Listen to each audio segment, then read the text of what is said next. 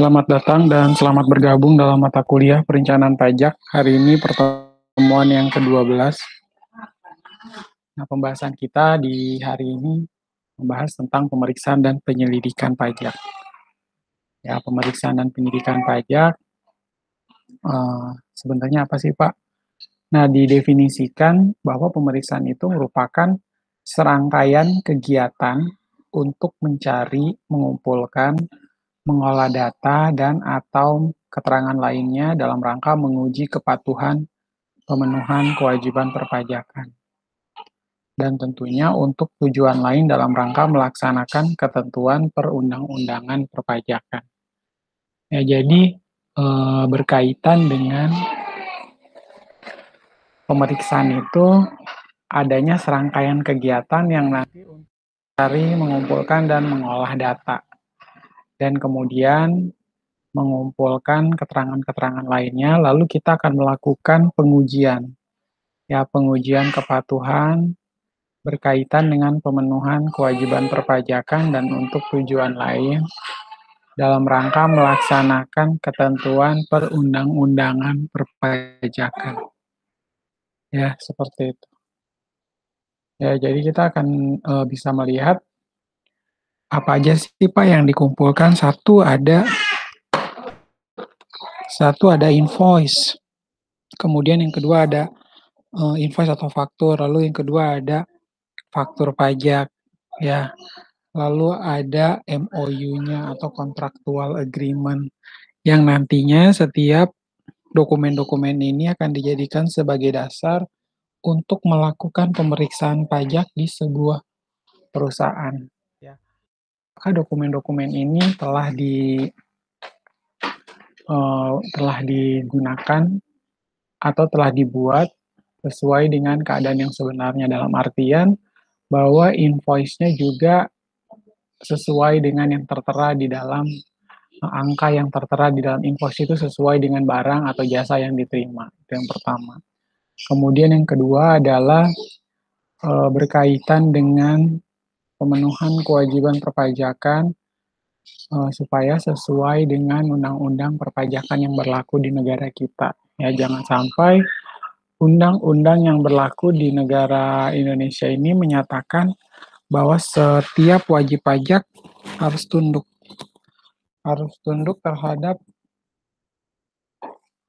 terhadap undang-undang yang berlaku. Ya, berarti setiap wajib pajak pun harus mengikuti setiap aturan main yang ada di dalamnya. Ya. Apakah itu di dalam Undang-Undang PPH nomor 36 tahun 2008 atau di dalam Undang-Undang PPN, kemudian 42 tahun 2009 atau sesuai dengan peraturan pemerintah 23 tahun 2018 ya, sebelumnya di PP 46 tahun 2013.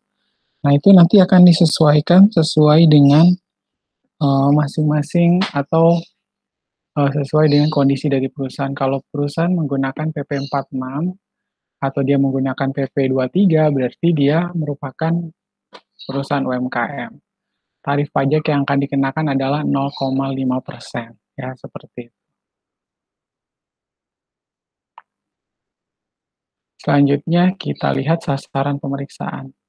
Yang menjadi sasaran pemeriksaan maupun penyelidikan adalah untuk mencari adanya interpretasi undang-undang yang tidak benar.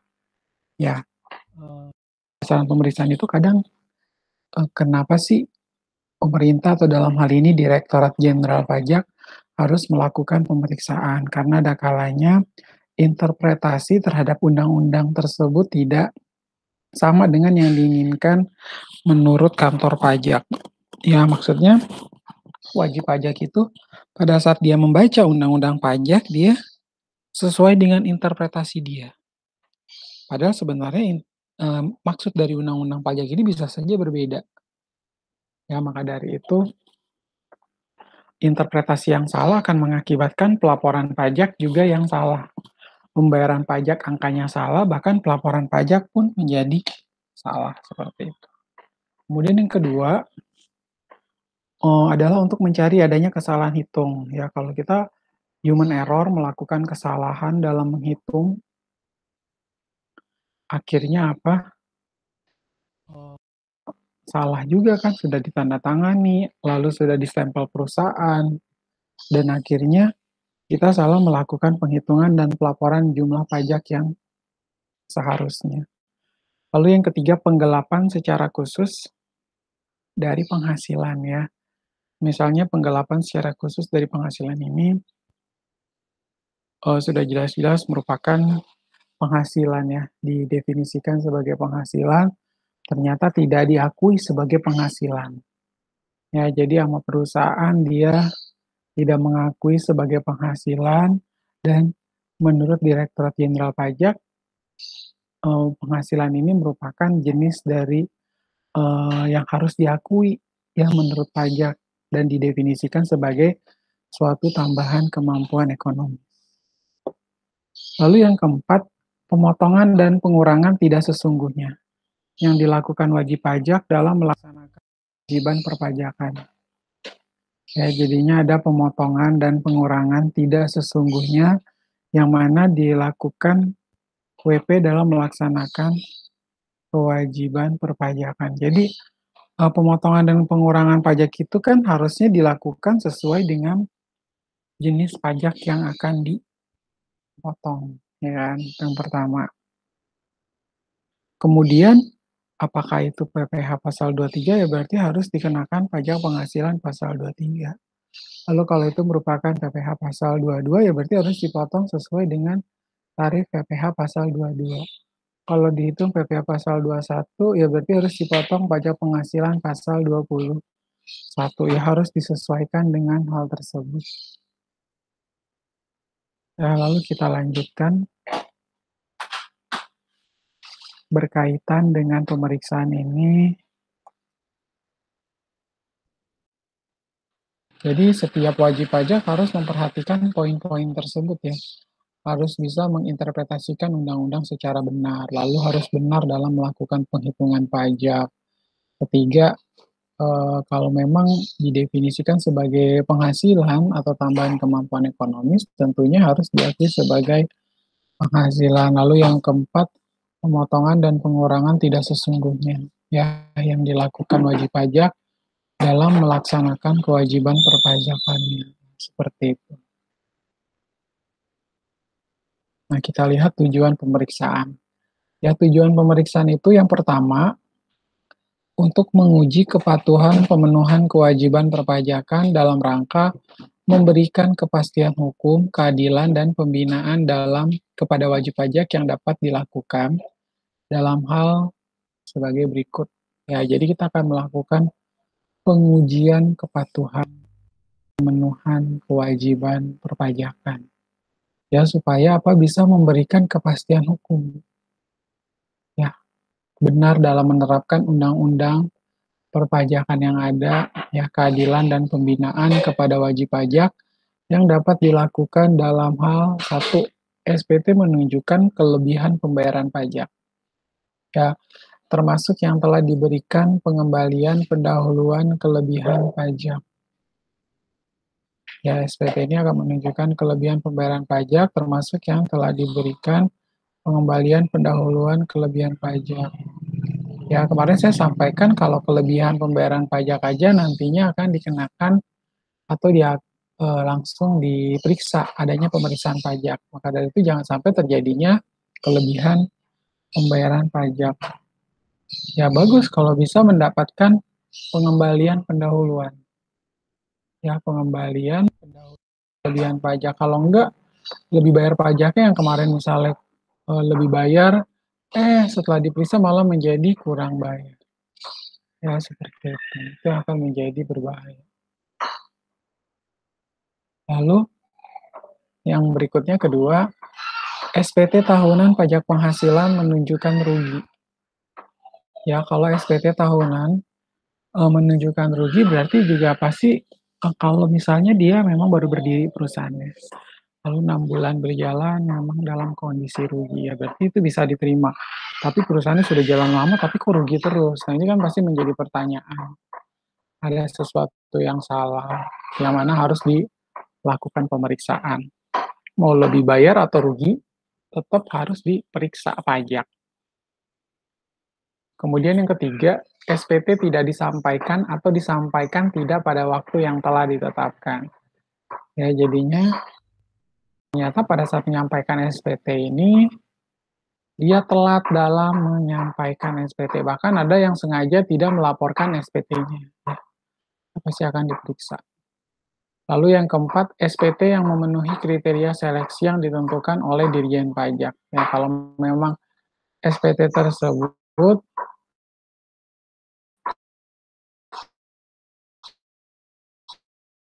uh, uh, memenuhi ya Dirjen Pajak, ya mau tidak mau dia akan tetap diperiksa. Kalau dia melakukan penggelapan terhadap dana yang harus diakui sebagai penghasilan, lalu dia tentunya harus memperoleh, harus dikenakan adanya pengakuan laba kena pajak yang lebih tinggi, ya tentu itu harus diakui seperti itu. Lalu yang kelima adalah ada indikasi kewajiban perpajakan selain kewajiban tersebut. Pada poin 3 tidak dipenuhi. Ya, adanya indikasi kewajiban perpajakan selain kewajiban tersebut pada poin 3 tidak terpenuhi. Ya, kalau misalnya kewajiban perpajakan sebagai seorang PKP, pengusaha kena pajak, tentu dia memiliki kewajiban-kewajiban pajak yang tidak bisa dilepaskan. Satu, yaitu dia harus menerbitkan faktur pajak atau e-faktur. Kedua, dia harus memotong PPh pasal 21 atas gaji karyawan. Lalu yang ketiga, dia harus melakukan pengkreditan pajak-pajak seperti PPh 23, 22, dan dia harus melakukan pembayaran pajak-pajak tersebut. Nah, itu harus segera dibayarkan. Ya, tidak bisa, saya tidak mau melakukan pembayaran pajak, padahal dia adalah seorang kena pajak dan itu pun harus dipenuhi kewajiban tersebut. Ya, kita lanjutkan.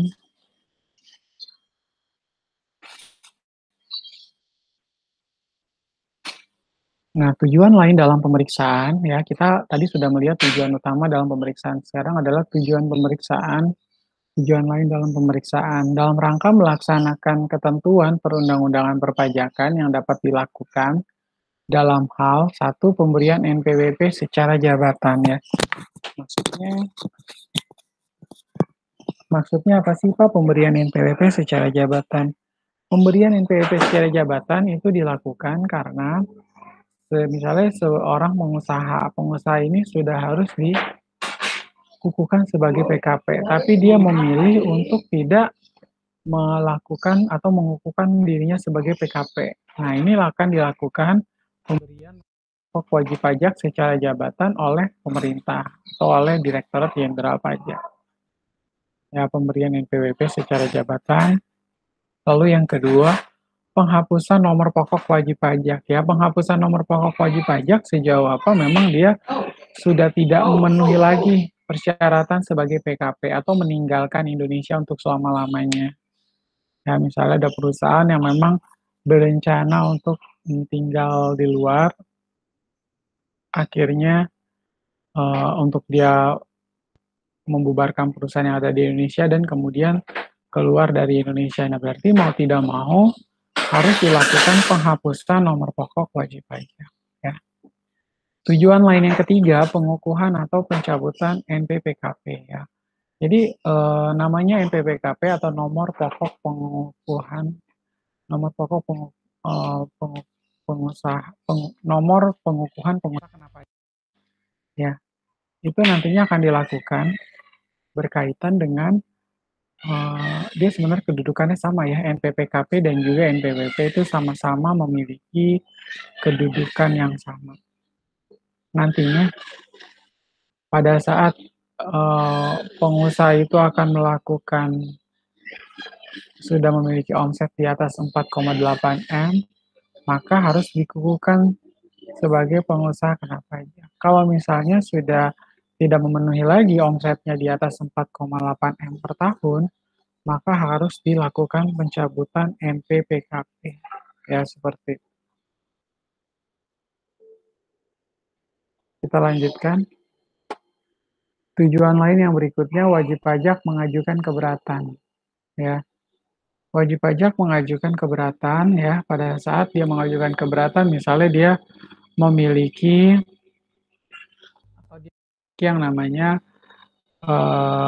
ada tindak pidana pajak, lalu dia dikatakan bahwa dia memang harus membayarkan kekurangan bayar pajak, ada terbit STP surat tagihan pajak. Nah, surat tagihan pajaknya ini harus segera dibayarkan ya. Surat tagihan pajaknya harus dibayarkan, tapi ternyata dia tidak setuju dengan jumlah nominal yang ada di sana. Lalu WP akan mengajukan keberatan terhadap jumlah wajib pajak akan mengajukan keberatan ya terhadap jumlah yang tertera di dalam STP dan dia setelah udah masuk pengadilan dia tidak sepakat dan akhirnya mengajukan keberatan. Nah, ini saya sampaikan juga ya. Terkadang keberatan itu juga boleh kita mengajukan keberatan atau naik banding. Tapi nanti awalnya cuma kita kurang bayar 200 juta karena naik banding atau beratnya tambah lagi dari 200 juta menjadi 250 juta. Nah, ini kan tidak ingin terjadi seperti itu kan. Jangan sampai terjadi hal demikian. Karena nantinya kita sudah mendingan kita terima aja. Oh yaudah STP saya kurang 200 juta misalnya. Jadi kita bayarin aja daripada nanti kita naik banding bukan 200 juta malah nambah jadi 250, 300 juta dan seterusnya. Itu akan memberatkan kita sendiri.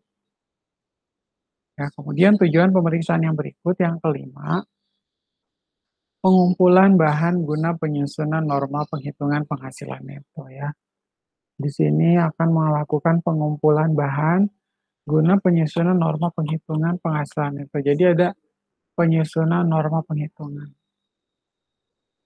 Lalu tujuan pemeriksaan yang keenam, pencocokan data dan atau alat keterangan. Ya, di situ ada atau melakukan pencocokan data dan atau alat keterangan. Ya.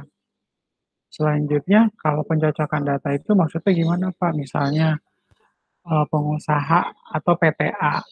PTA sudah jualan 250 juta, berarti PPN-nya 25 juta dong dalam satu e-faktur.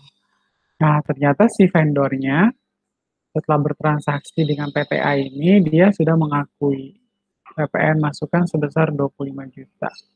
25 juta telah diakui, tetapi ternyata apa? Pada saat sudah diakui oleh vendornya, dia mengakui PPN masukan 25 juta, itu akan dilakukan pencocokan data. Benar nggak? Pengkreditan pajak masukan sebesar 25 juta dari PTA itu memang e-fakturnya ada, muncul sebesar sekian. Atau jangan-jangan ini hanya bisa-bisanya si vendor atau supplier tersebut mengakui PPN 25 juta. Ya, nanti pada saat disinkronisasi antara penjualan dengan keluaran dan masukan ternyata angkanya berbeda. Tentu kita tidak ingin seperti itu ya. Kemudian kita lanjutkan penentuan wajib pajak berlokasi di daerah terpencil ya. Wajib pajak yang berlokasi di daerah terpencil itu kan tentunya harus kita lihat ya bahwa apakah seorang wajib pajak ini berada di sebuah daerah terpencil, lalu bagaimana dia bisa melakukan pelaporan dan pembayaran pajak. Kebetulan saat ini pembayaran dan pelaporan pajak pun sudah bisa dilakukan secara online ya. Pembayaran kita bisa buat kode billing pajak dan pelaporan juga sudah bisa menggunakan e-filing pajak, jadi sudah lebih memudahkan. Nah, karena wajib pajak ini berlokasi di daerah terpencil, apakah mungkin Pak kita lakukan pemeriksaan atau apakah mungkin kita melakukan pemeriksaan pajak sesuai dengan apa? Sesuai dengan eh, pada saat dia ada di misalnya di pedalaman tertentu harus menyeberangi laut ya, PKP ini kita harus menyeberangi laut. Memungkinkan nggak sih Pak untuk melakukan tujuan pemeriksaan? Kalau memang perusahaan ini dirasa tidak menjalankan kewajiban perpajakannya secara baik, atau dia bisa jadi dia tidak patuh, maka harus diperiksa mau tidak mau ya. Akan dilakukan pemeriksaan pastinya berkaitan dengan wajib pajak tersebut. Nah, kemudian penentuan satu atau lebih tempat terutang pajak pertambahan nilai. Maksudnya gimana, Pak? Maksudnya gini ya, misalnya atau PTA. PTA itu pusatnya ada di Jakarta, lalu dia punya cabang ada di Jawa Tengah, Jawa Timur, Jakarta Selatan, ya kan. Nah, masing-masing tentunya akan melakukan pemeriksaan, lalu diperiksa, oh ternyata PPN-nya satu di Jakarta, lalu satunya ada di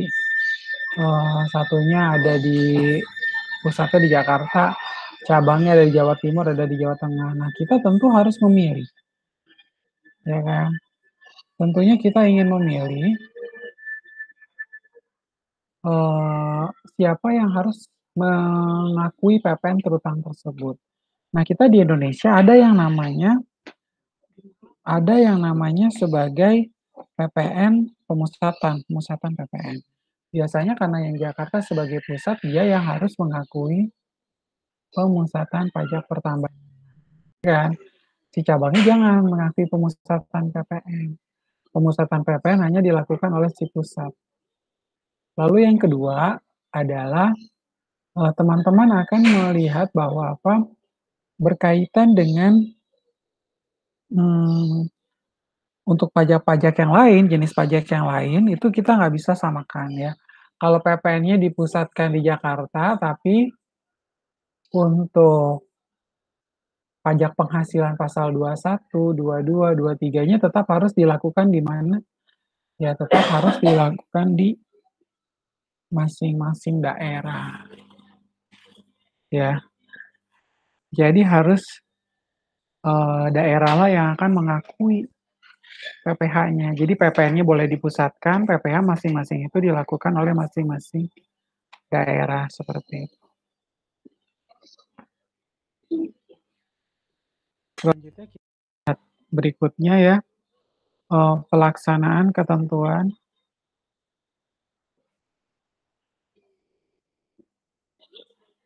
ya tadi kita sudah sampai di pelaksanaan, tadi kan penentuan satu atau lebih tempat terutang pajak pertambahan nilai sudah ya. Di sana kita mengakui adanya pengakuan PPN terutang, di mana pemusatan PPN dilakukan, makanya pusat yang boleh melakukan pemusatan PPN. Tapi masing-masing daerah tetap memiliki kewajiban untuk melakukan pembayaran dan pelaporan PPh-nya. Ya. PPh 21, 22, 23 ya masing-masing daerah. Tidak perlu dipusatkan. Lalu tujuan lain dalam pemeriksaan yang ke-9 yaitu pelaksanaan ketentuan peraturan perundang-undangan perpajakan untuk tujuan lain selain angka 1 sampai dengan 8. Ya, selain angka 1 dengan 8, selama itu sesuai atau dia ternyata sesuai dengan perundang-undangan pajak, ya tentu harus disamakan, ya kan. Tentunya berkaitan dengan pelaksanaan ketentuan peraturan perundang-undangan perpajakan tetap harus diikuti. Ya, kalau memang tidak ada di nomor 1 sampai dengan nomor 8. Kita lanjutkan. Ya, lalu bagaimana dengan kewenangan dari pemeriksa? Ya, wewenang memeriksa. Nah, Dirjen Pajak itu berwenang untuk melakukan pemeriksaan untuk menguji kepatuhan pemenuhan kewajiban pajak. Ya, jadi Dirjen Pajak ini memang memiliki kewenangan untuk melakukan pemeriksaan dalam rangka untuk menguji kepatuhan pemenuhan kewajiban pajak. Dan tujuan lain dalam melaksanakan ketentuan peraturan perundang-undangan perpajakan.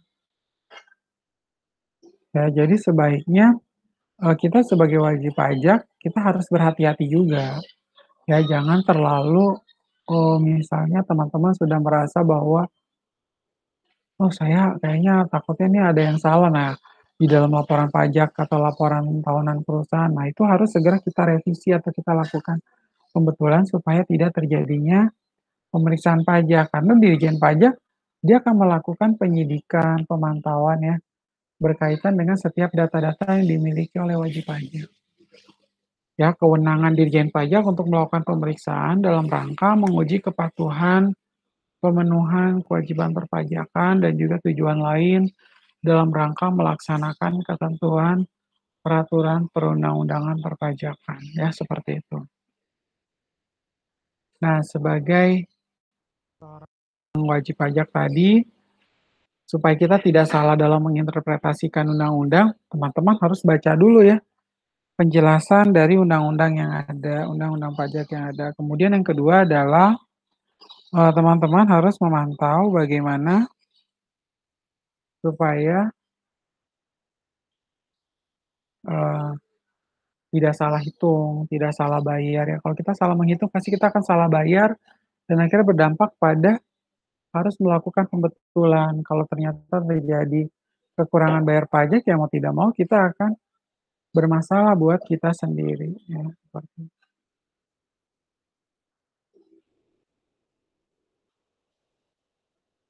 Nah, teman-teman nantinya pada saat Dirjen Pajak itu berwenang melakukan pemeriksaan untuk menguji kepatuhan pemenuhan kewajiban pajak dan tujuan lain dalam rangka melaksanakan ketentuan perundang-undangan perpajakan.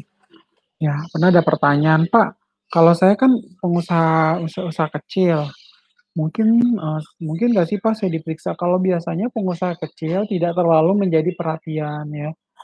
Kalau pengusaha-pengusaha atau perusahaan-perusahaan yang terdaftar di satu di KPP Madya ya, kantor pelayanan pajak Madya atau di kantor pelayanan pajak Badan Orang Asing, ya itu pasti akan mudah atau dilakukan penyidikan, pemeriksaan ya.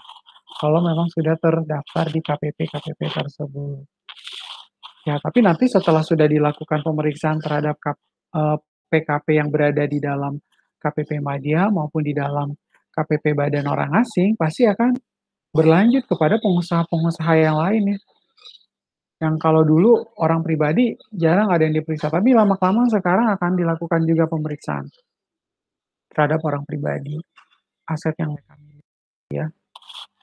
Itu harus segera dilaporkan pajaknya dalam SPT tahunan orang pribadi, lalu apakah sudah membayar PPh pasal 21 dan lain sebagainya. Nah, itu pun harus dilaporkan dan harus disampaikan, ya seperti itu. Nah, kita lanjutkan. Lalu bagaimana Pak prosedur pemeriksaan ya? Dalam prosedur pemeriksaan, petugas pemeriksa harus dilengkapi dengan surat perintah pemeriksaan. Ya, tentunya harus diperiksa dengan surat perintah pemeriksaan dan harus memperlihatkan kepada wajib pajak yang diperiksa.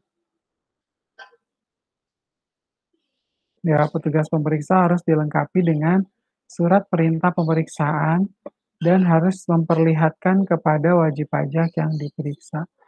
Jadi kita jangan mau ya kalau nggak ada surat perintah tiba-tiba dia mau masuk ke perusahaan di mana kita bekerja ya.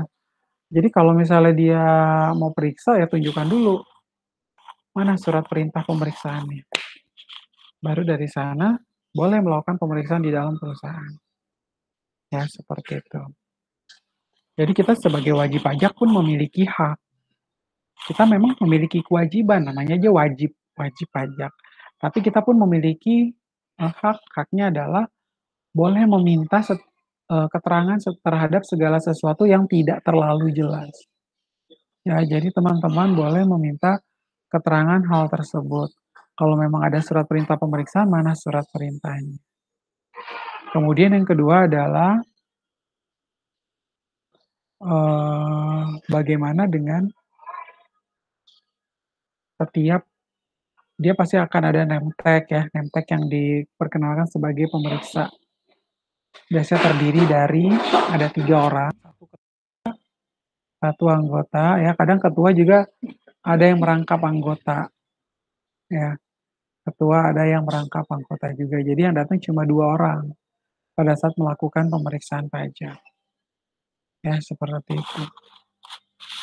Nah, wajib pajak diperiksa harus yang pertama itu memperlihatkan dan atau meminjamkan buku dan catatan, dokumen yang menjadi dasarnya dan dokumen lain yang berhubungan dengan penghasilan yang diperoleh kegiatan usaha, pekerjaan bebas, wajib pajak, atau objek yang terutang pajak.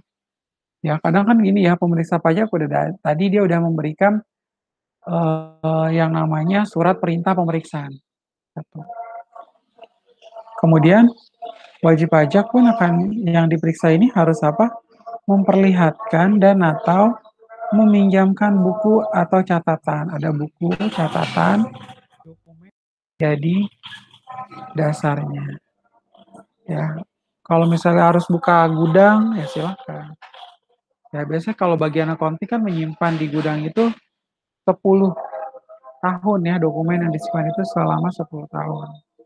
Nanti kita akan melakukan, memberitahukan kepada Fiskus, ini loh dokumen-dokumen tersebut. Tapi gini ya, kita kalau nggak ditanyain mah jangan jangan kasih.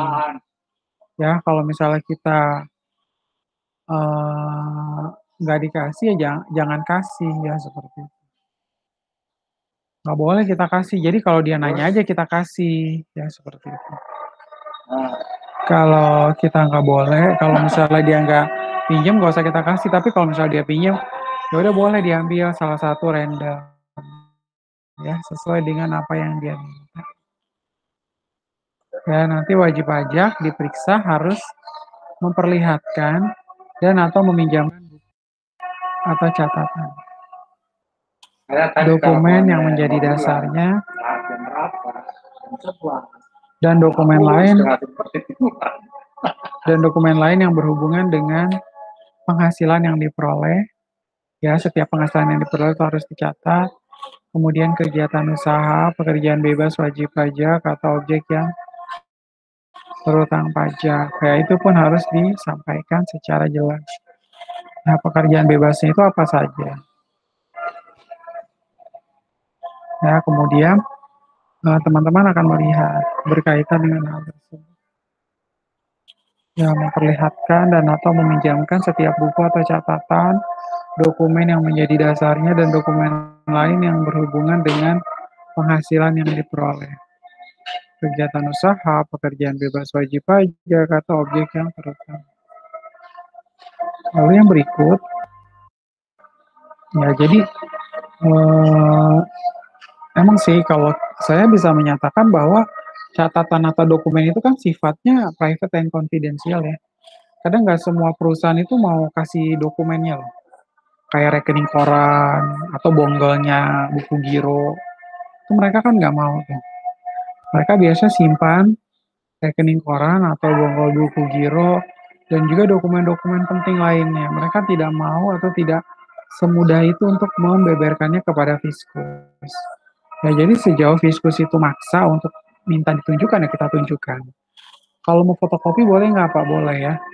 Jadi boleh difotokopi, silakan untuk difotokopi. Ya, seperti itu. Ya, selanjutnya,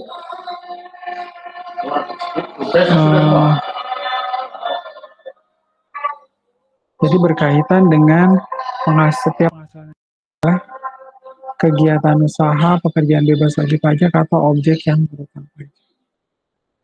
Kemudian wajib pajak yang diperiksa itu harus memberikan kesempatan untuk memberikan kesempatan kepada pemeriksa maksudnya ya, untuk memasuki tempat atau ruang yang dipandang perlu dan memberi bantuan guna kelancaran pemeriksaan. Karena kan ada perubahan dari fungsi jawaban yang berubah itu untuk nomor 17. Ya, jadinya harus ada memberikan kesempatan untuk memasuki tempat atau ruang yang dipandang perlu. Dan tentunya memberikan bantuan guna kelancaran pemeriksaan. Ya, nantinya akan ada kesempatan untuk memasuki tempat, masuk ke dalam gudang, masuk ke bagian accounting atau finance, lalu memberikan bantuan guna kelancaran pemeriksaan. Itu pun harus dijalankan secara prima atau secara baik. Ya, seperti itu. Jadi gini ya, kadang kan ada juga ya bagian accounting dan finance itu terpisah. Accounting dan finance itu sama-sama terpisah. Beda beda ruang. Lalu dari sana si orang fiskus atau pemeriksa pajak mau periksa, ya kita mau tidak mau harus memperkenankan masuk ke bagian keuangan, itu tidak masalah ya. Kemudian wajib pajak yang diperiksa itu harus apa? Harus memberikan keterangan yang diperlukan ya. Di sini dia memberikan keterangan yang diperlukan ya, misalnya berkaitan dengan jumlah biaya entertain yang ada dalam payment voucher. Kenapa tidak ada lampirannya? Nah, itu harus kita sampaikan. Kita jelaskan secara jelas, kenapa ya kok tidak ada payment voucher-nya, lalu ada payment voucher-nya tapi hanya sekedar satu lembar payment voucher, tapi tidak ada invoice, faktur, dan lainnya berkaitan dengan pengeluaran itu. Ya, tentunya pun kita harus bisa memantau dengan baik ya, memberikan keterangan yang diperlukan berkaitan dengan hal tersebut.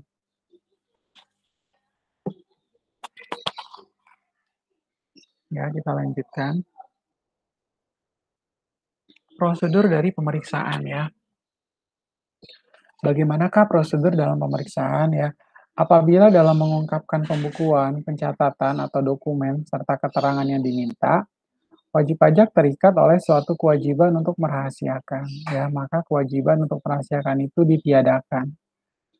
Ya, jadi memang tadi kan awalnya memang harus dirahasiakan, private and confidential. Tapi mau tidak mau, nanti pada saat dilakukannya pemeriksaan, prosedur pemeriksaan ini itu harus diungkapkan, ya.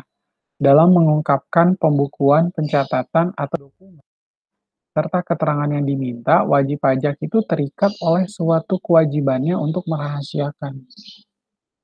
Ya, maka kewajiban untuk merahasiakan itu mau tidak mau ditiadakan. Lalu dalam prosedur pemeriksaan yang kedua, itu Dirjen Pajak berwenang melakukan penyegelan tempat atau ruangan tertentu bila wajib pajak tidak memenuhi kewajiban di atas. Ya, jadi diperkenankan juga bahwa seorang wajib pajak, ya seorang wajib pajak kalau ternyata dia nggak bisa tetap bersikeras nggak mau ngasih dokumen, bersikeras nggak mau menunjukkan ruang gudangnya. Nah, itu pasti Dirjen Pajak memiliki kewenangan untuk melakukan penyegelan tempat atau ruangan tertentu. Ya, bila wajib pajak tidak memenuhi kewajiban di atas. Ya, tentu kita nggak mau ya sampai seperti itu. Kalau misalnya sampai disegel karena dirasa dalam ruangan tersebut ada dokumen yang dianggap merupakan bukti otentik yang tidak boleh sampai dihilangkan. Nah, tentunya itu akan dijaga betul-betul ruangan tersebut. Ya, kita lanjutkan.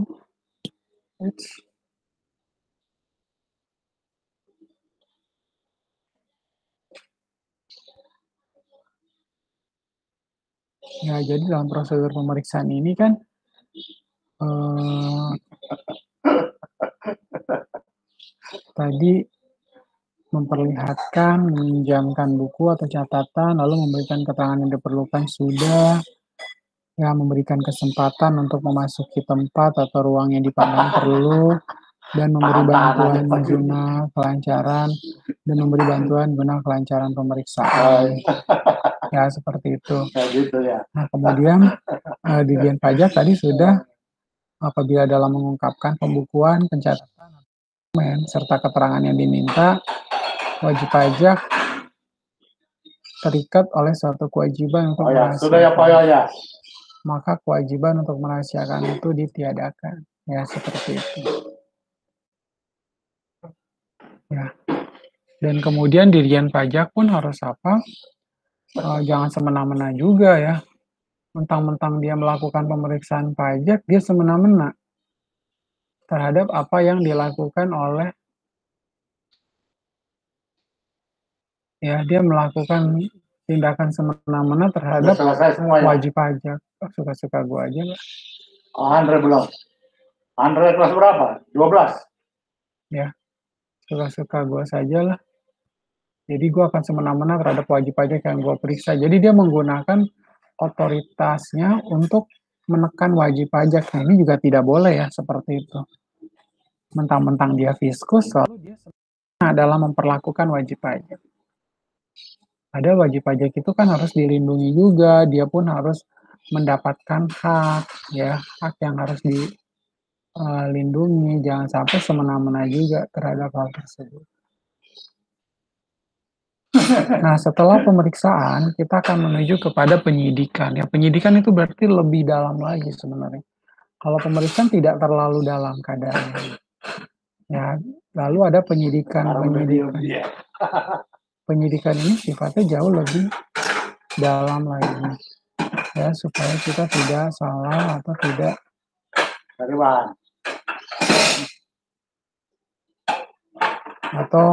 dalam Dirjen Pajak ini dia biasanya lebih detail terhadap pemeriksaan kepada fiskus, ya, seperti itu. Nah, apa sih Pak pengertian dari penyidikan? Ya, lihat.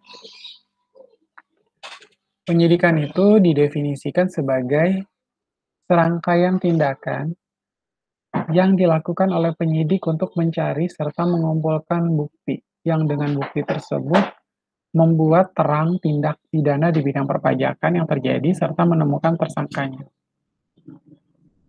Ya, seperti itu.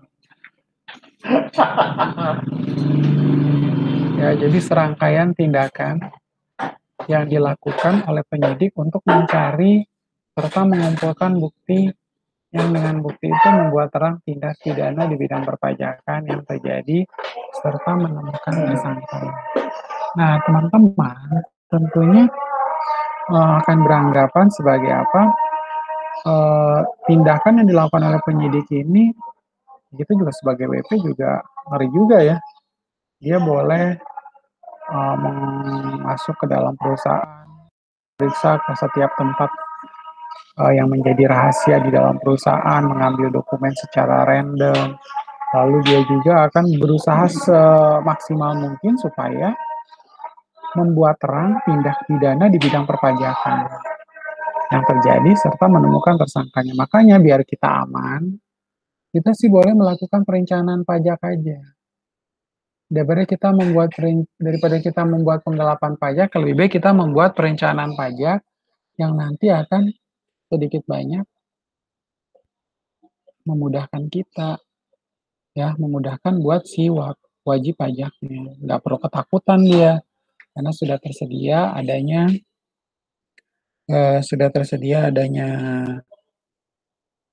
undang-undang, regulasi yang mengatur. Lalu undang-undang dan regulasi yang mengatur ini tinggal kita sesuaikan sesuai dengan kondisi yang ada dalam perusahaan.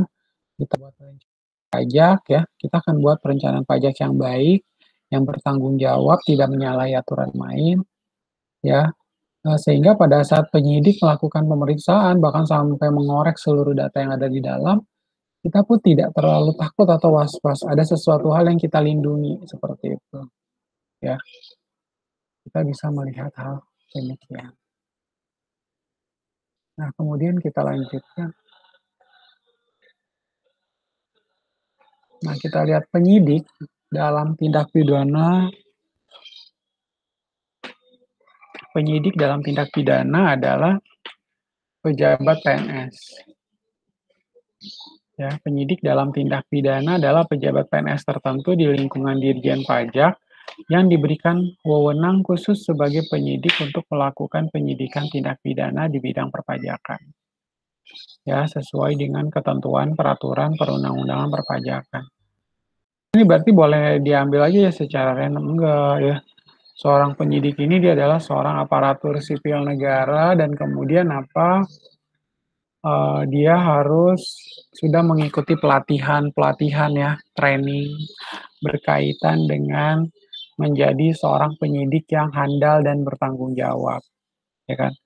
Jadi menjadi seorang penyidik itu pun harus ada training atau pelatihan, nggak boleh sembarangan. Ya, dia ada di dalam lingkup Dirjen Pajak ya, pejabat PNS tertentu yang memang ditunjuk di dalam lingkup Dirjen Pajak yang mana nantinya dia itu diberikan kewenangan khusus sebagai penyidik untuk melakukan penyidikan tindak pidana di bidang perpajakan. ya sesuai dengan ketentuan peraturan perundang-undangan perpajakan. Ya dengan pelatihan tertentu dan latihan tertentu baru dari sanalah dia nantinya akan Anda sudah selesai belum? baru nantinya dari sanalah dia akan siap untuk diterjunkan dan melakukan pemeriksaan pajak atau melakukan pemeriksaan serta penyidikan sudah. pajak. Ya, Berarti semua sudah ya? Nah, kita lanjutkan ya, wewenang dari penyidik. Apa sih kewenangan dari seorang penyidik? Satu, menerima, mencari, mengumpulkan, dan meneliti keterangan ya. Di sini tentunya kewenangan seorang penyidik itu menerima, mencari, mengumpulkan, dan meneliti keterangan atau laporan berkenaan dengan tindak pidana di bidang perpajakan agar keterangan atau laporan tersebut menjadi lebih lengkap dan jelas. Ya, itu adalah kewenangan dari seorang penyidik. Pamit dulu. Ya, dia sebagai seorang penyidik itu dia akan menerima, paling nomor yang tadi diralat apa kuncinya, itu supaya diingat itu ya. Jangan sampai kelupaan. Nomor 17. Oke, terima kasih. Menerima, mencari, mengumpulkan, dan meneliti keterangan.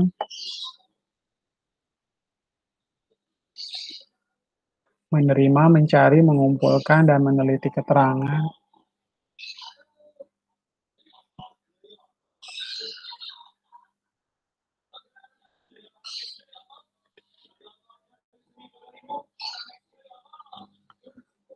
Ya, menerima, mencari, mengumpulkan, dan meneliti keterangan atau laporan berkenaan dengan tindak pidana di bidang perpajakan agar apa keterangan atau laporan tersebut menjadi lebih lengkap dan jelas. Ya, tujuannya adalah seperti itu. Ya, lalu meneliti, mencari, dan mengumpulkan keterangan mengenai orang pribadi atau badan tentang kebenaran perbuatan dilakukan sehubungan dengan tindak pidana di bidang perpajakan. Ya, jadi sebagai seorang penyidik, mereka memiliki kewenangan-kewenangan tersebut, ya, di mana dengan segala keprofesionalitasan yang mereka miliki, mereka melakukan menerima setiap dokumen, mencari, mengumpulkan bukti-bukti otentik yang dirasa perlu, kalau memang itu adalah temuan yang memang harus diungkapkan, lalu meneliti setiap keterangan-keterangan atau laporan berkenaan dengan tindak pidana di bidang perpajakan. Ya, agar keterangan atau laporan tersebut menjadi lebih lengkap dan lebih jelas. Ya, seperti itu. Lalu yang kedua adalah meneliti, mencari, dan mengumpulkan keterangan mengenai orang pribadi atau badan tentang kebenaran perbuatan yang dilakukan sehubungan dengan tindak pidana di bidang perpajakan. Di sini bukan penelitian, mencari, dan mengumpulkan keterangan berkaitan dengan orang pribadi atau badan tentang kebenaran perbuatan yang dilakukan. Selanjutnya kita lihat kewenangan penyidik yang berikutnya, ya, meminta keterangan dan bahan bukti dari orang pribadi atau badan sehubungan dengan tindak pidana di bidang perpajakan. Ya, di sini kita akan melakukan permintaan keterangan dan bahan bukti dari orang pribadi atau badan sehubungan dengan tindak pidana di bidang perpajakan. Ya, seperti itu.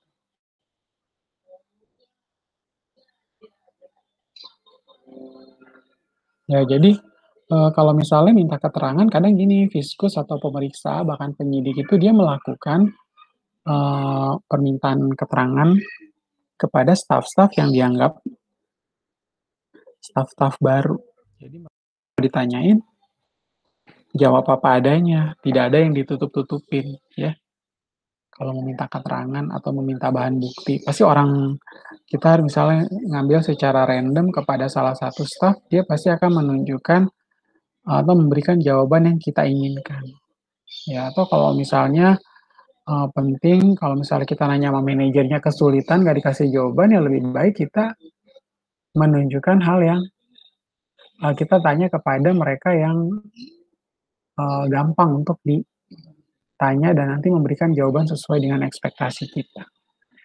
Lalu kewenangan penyidik yang berikutnya memeriksa buku, catatan, dan dokumen lain berkenaan dengan tindak pidana di bidang perpajakan. Ya, di sini dia akan memeriksa, ya, memeriksa buku, catatan, dan dokumen-dokumen lain yang berkaitan dengan tindak pidana di bidang perpajakan.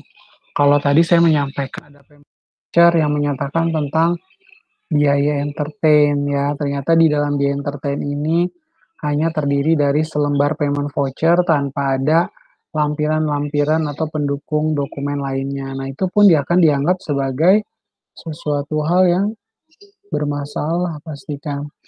Kok ada biaya entertain lumayan besar angkanya, tapi nggak jelas buat apa. Atau dikasih keterangan di situ penjelasannya nggak jelas ya dalam satu payment voucher dengan angka yang sangat signifikan. Ya, berarti sebagai seorang penyidik dia akan melakukan pemeriksaan ya, memeriksa buku, catatan, dan dokumen lain berkenaan dengan tindak pidana di bidang perpajakan tersebut. Ya, kita lanjutkan.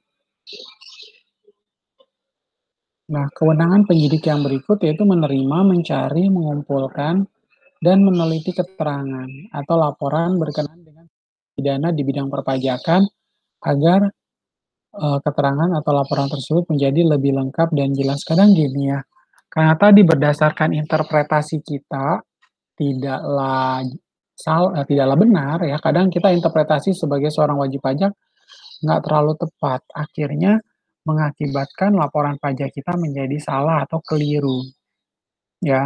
Maka dari itu sebagai kewenangan penyidik ini dia bisa menerima, mencari, mengumpulkan, dan meneliti keterangan atau laporan berkenaan dengan tindak pidana tersebut. Ya, lalu memeriksa buku, catatan, dan dokumen lain berkenaan dengan tindak pidana di bidang perpajakan. Ya, di sana akan melakukan pemeriksaan buku, catatan, dan dokumen lain berkenaan dengan tindak pidana di bidang perpajakan. Selanjutnya, melakukan penggeledahan untuk mendapatkan bahan bukti pembukuan. Ya, di sini akan melakukan penggeledahan untuk mendapatkan bahan-bahan bukti pembukuan, pencatatan, dan juga dokumen lain, serta melakukan penyitaan terhadap bahan bukti tersebut. Nah, jadi ini langsung dikasih kayak cross border gitu ya. Ada kewenangan juga dari Fiskus atau Direktorat Jenderal Pajak untuk melakukan penyitaan terhadap bahan bukti tersebut. Ya, dia akan melakukan penggeledahan untuk mendapatkan bahan bukti pembukuan, pencatatan, dan dokumen lain, serta melakukan penyitaan terhadap bahan bukti tersebut. Lalu yang keenam adalah meminta bantuan tenaga ahli dalam rangka pelaksanaan tugas penyidikan tindak pidana di bidang perpajakan. Maksud tindak pidana apa sih, Pak? Maksudnya tenaga ahli yang dalam rangka melakukan tugas penyidikan tindak pidana tuh yang bagaimana? Tenaga ahli ini biasanya diundang dari lingkungan pendidikan ya, misalnya dari seorang dosen atau doktor, profesor, biasa diambil dari universitas-universitas negeri seperti Universitas Indonesia, lalu Universitas Gajah Mada dan lain sebagainya, yang mana mereka dianggap sebagai tenaga ahli ya dalam rangka pelaksanaan tugas penyidikan tindak pidana di bidang perpajakan. Kita mengundang mereka, profesor dan manajer tersebut, dan kemudian nantinya mereka dimintakan pendapat terkait dengan hal ini.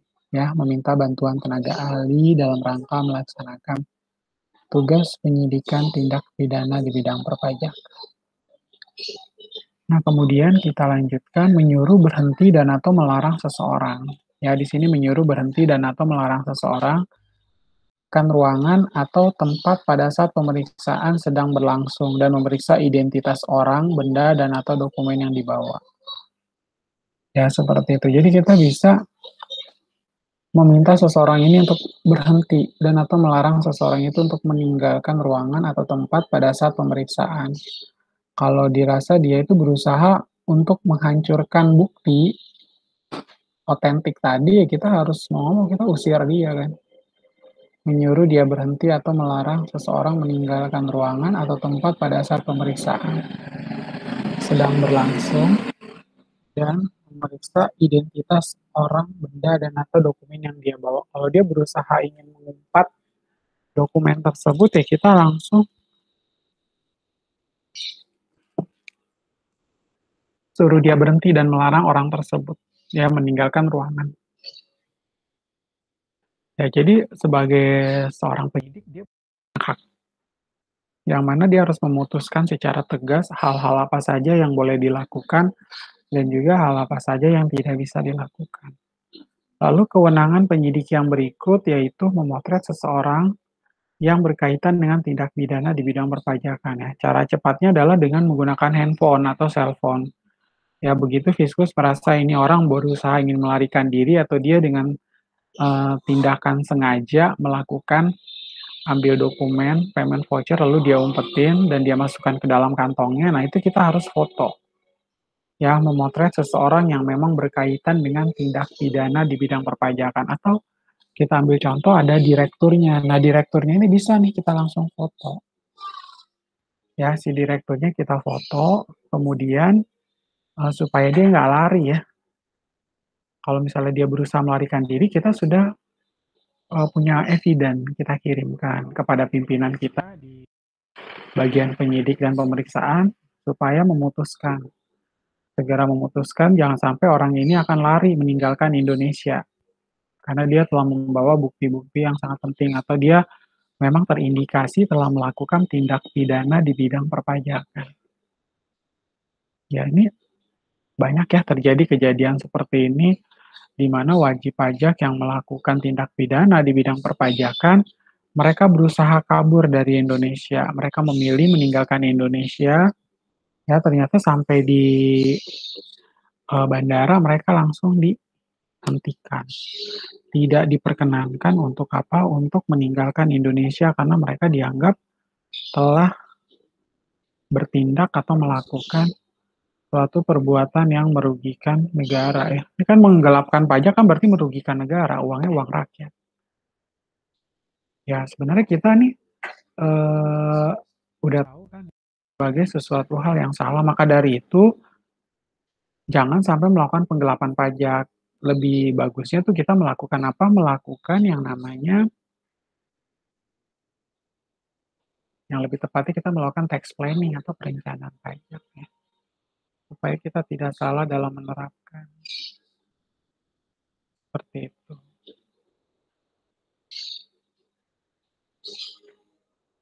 Ya, jadi melakukan perencanaan pajak daripada melakukan penggelapan pajak dan menghindari pajak dengan cara tidak sesuai dengan undang-undang perpajakan yang berlaku atau melanggar undang-undang perpajakan yang berlaku. Nah, kita lanjutkan. Ya, jadi Pak Ninti kalau misalnya memotret seseorang yang berkaitan dengan tindak pidana di perpajakan, kalau itu orang marah gimana ya nggak bisa ya. Kewenangan penyidik itu dia sudah tertera nih, tertera di dalam satu surat ya, di dalam satu surat ini hak-hak yang dimiliki oleh hak kewajiban yang dimiliki oleh seorang penyidik dan di bawahnya ada hak dan kewajiban yang dimiliki oleh seorang wajib pajak. Keduanya pun harus dipenuhi terkait dengan hal tersebut. Ya. Jadi supaya kita tidak salah dalam menerapkan hal ini. Kemudian kita lanjutkan.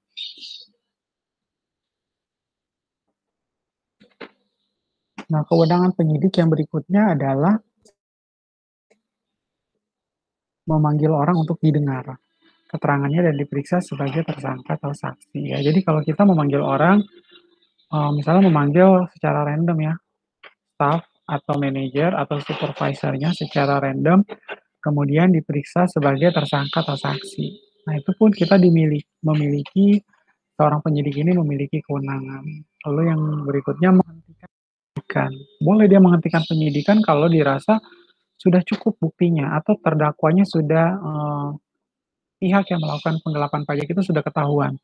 Jadi seorang penyidik ini boleh menghentikan penyidikan yang sedang berlangsung. Lalu yang berikutnya melakukan tindakan lain yang perlu untuk kelancaran penyidikan tindak pidana di bidang perpajakan menurut ketentuan peraturan perundang-undangan. Ya, di sini melakukan tindakan lain yang perlu untuk kelancaran penyidikan tindak pidana di bidang perpajakan. Ya, seperti itu.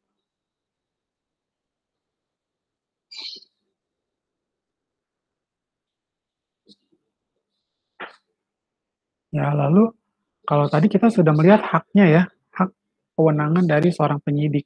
Teman-teman sudah lihat tadi dari atas ke bawah saya sudah sampaikan kewenangan penyidik di sini menerima, mencari, mengumpulkan, dan meneliti keterangan atau laporan berkenaan dengan tindak pidana perpajakan. Ya, lalu meneliti, mencari, mengumpulkan keterangan mengenai orang pribadi atau badan tentang kebenaran perbuatan yang dilakukan dan sebagainya. Lalu yang ketiga, meminta keterangan dan bahan bukti dari orang pribadi atau badan sehubungan dengan tindak pidana di bidang perpajakan. Keempat itu memeriksa buku, catatan, dan dokumen lain berkenaan dengan tindak pidana di bidang perpajakan. Selanjutnya, yang kelima, melakukan penggeledahan untuk mendapatkan bahan bukti pembukuan, pencatatan, dan dokumen lain, serta melakukan penyitaan terhadap bahan bukti tersebut. Ya, lalu meminta bantuan tenaga ahli dalam rangka pelaksanaan tugas penyidikan tindak pidana di bidang perpajakan. Lalu yang ketujuh, menyuruh berhenti dan atau melarang seseorang meninggalkan ruangan atau tempat pada saat pemeriksaan sedang berlangsung dan memeriksa identitas orang, benda dan atau dokumen yang dibawa, memotret seseorang yang berkaitan dengan tindak pidana perpajakan. Lalu yang kesembilan, ya, yang kesembilan itu memanggil orang untuk didengar keterangannya dan diperiksa sebagai tersangka atau saksi, ya, menghentikan penyidikan, lalu melakukan tindakan layakan menurut ketentuan peraturan perundang-undangan. Lalu yang berikutnya, yang ke-17, kewajiban penyidik sebagaimana memberitahukan dimulainya penyidikan dan menyampaikan hasil penyidikannya kepada penuntut umum melalui penyidik pejabat polisi negara Republik Indonesia sesuai dengan ketentuan yang diatur dalam Undang-Undang Hukum Acara Pidana.